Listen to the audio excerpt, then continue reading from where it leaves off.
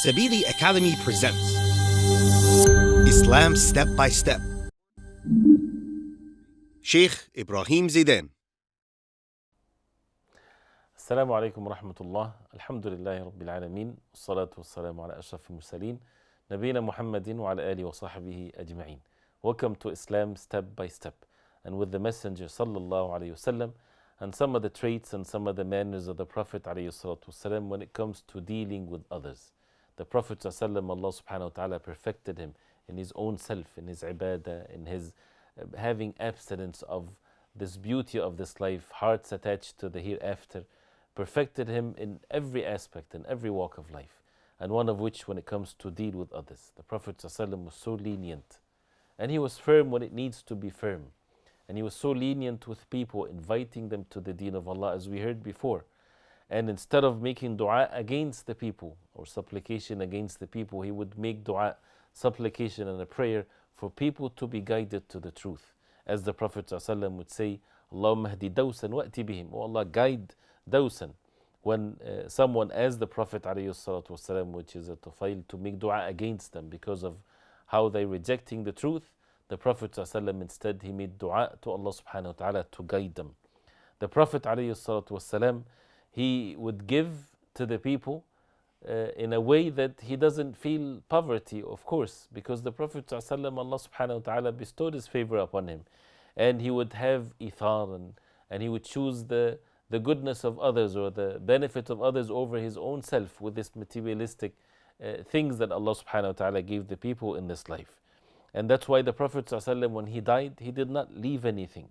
You know, it was only his white mule and his armor and a small piece of land that the Prophet ﷺ made it as sadaqah, as charity. That's all what the Prophet ﷺ left. He did not leave mansions and wealth and so on.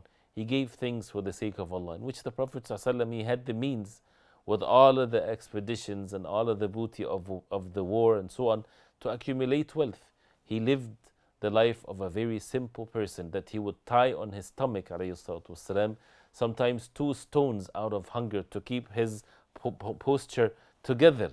Why? Because the Prophet ﷺ set the example for everyone, for the leaders, for the people, for everyone. The Prophet ﷺ, Allah subhanahu wa ta'ala perfected him. And when it comes to making it easy for the people, when the Prophet ﷺ would lead the salah, for example, and he would love to make the salah, the prayer, long, because he enjoyed it. The comfort of the eyes of the Prophet ﷺ was made in the prayer. The most beloved time to the Prophet ﷺ, when he would say Allahu Akbar and stand in the salah. Allah subhanahu wa ta'ala purified his heart. And when the Prophet ﷺ would start the salah, leading the people in congregation, and he wanted to make the salah long. And the long salah is the best for him and for them, for everybody. But he would hear the crying of a child, and he knows how much the heart of the mother concerning herself towards the child. The Prophet ﷺ would make the salah short for that reason. Not for his own self, but for this mother that hears her child crying, and she is in salah, and she has the concern towards her child, but she cannot leave the salah. So the Prophet ﷺ would make the salah short because of that reason, because of that concern towards men, towards women. And the Prophet ﷺ, anyone asked him for something, he would give him ﷺ. To the extent of which that when a man came and he asked and he kept on asking, the Prophet ﷺ gave him goats and sheep that would fill between 2 mountains. And he went back to his people and he said, "O my people, Aslimu, become Muslims." Because indeed Muhammad sallallahu alaihi wasallam, he's giving in such a way that he doesn't fear poverty. Human being doesn't fear poverty. Reflect upon this. Have you ever heard of a human being that never felt or never feared any poverty whatsoever? It was the Prophet ﷺ. We always whisper to ourselves, especially when you are called to give charity, that, you know, keep something for your family, you know, everybody. This is how human beings, Allah subhanahu wa ta'ala created them, but you have to struggle within your own self. The Prophet ﷺ never feared poverty. Allah subhanahu wa ta'ala made his heart the most rich within his own self.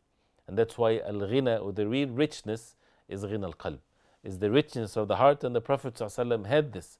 He was the most trustworthy and the most truthful, alayhi salatu wassalam. And the most hated behavior to the Prophet alayhi salatu wassalam was lying. And if someone would lie in the presence of the Prophet sallallahu or he would know something like this, he would have something towards that person till he repents to Allah subhanahu wa ta'ala.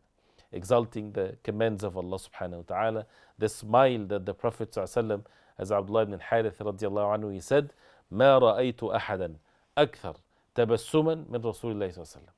I've never seen anyone more smiling than the Messenger sallallahu alayhi wasallam. Always smiling. And the Prophet ﷺ had a very tough life, but he would always smile because this is an extension of one's goodness. This is a sadaqah, this is a charity to others, as he said, alayhi salatu wasalam. So all walks of life, relations with people, the Prophet ﷺ was the perfect man who ever walked on the face of earth. وصلى الله وسلم وبارك على محمد وعلى آله وصحبه وسلم.